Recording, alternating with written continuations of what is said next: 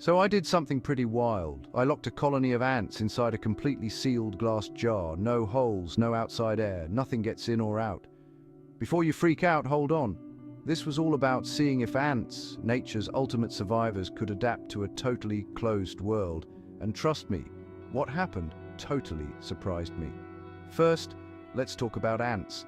These creatures are basically tiny engineers. They build whole cities underground, farm fungus, raise babies, and even go to war. But what if you take away their whole world and shrink it to the size of a peanut butter jar?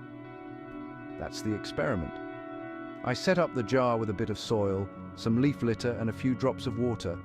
Then I carefully added a handful of worker ants and a queen. The most important rule: once the lid goes on, it stays on. No peeking, no cheating, no fresh air. At first, the ants did what ants do: explored, dug tunnels, and started sorting their new home. But within hours, the real test began. The air inside the jar started to change. With every breath, the ants used up oxygen and released carbon dioxide. I could tell they felt it.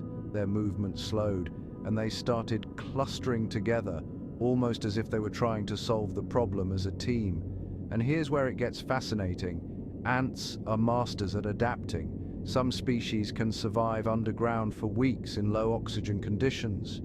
In my little experiment, they quickly burrowed down and sealed off parts of the jar with soil, maybe to keep fresh air pockets, or maybe it's just instinct. Day 2. The water I'd added had started to condense, droplets forming on the glass. The ants drank these droplets, recycling what little moisture they had. But food was running out, and the air definitely wasn't fresh anymore. By day 3, only a few ants were moving. Most were huddled around the queen, protecting her at all costs, even as the environment turned harsh. So, could ants adapt to a totally sealed world?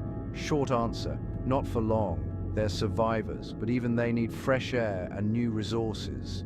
Their teamwork and creativity kept them going longer than I expected. But nature has limits.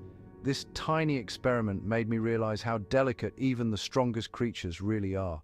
It's a reminder that every ecosystem, no matter how small, needs balance, fresh air, and a little bit of luck. If you want to see other wild nature experiments or have a crazy idea for the next tiny forest lab, drop it in the comments.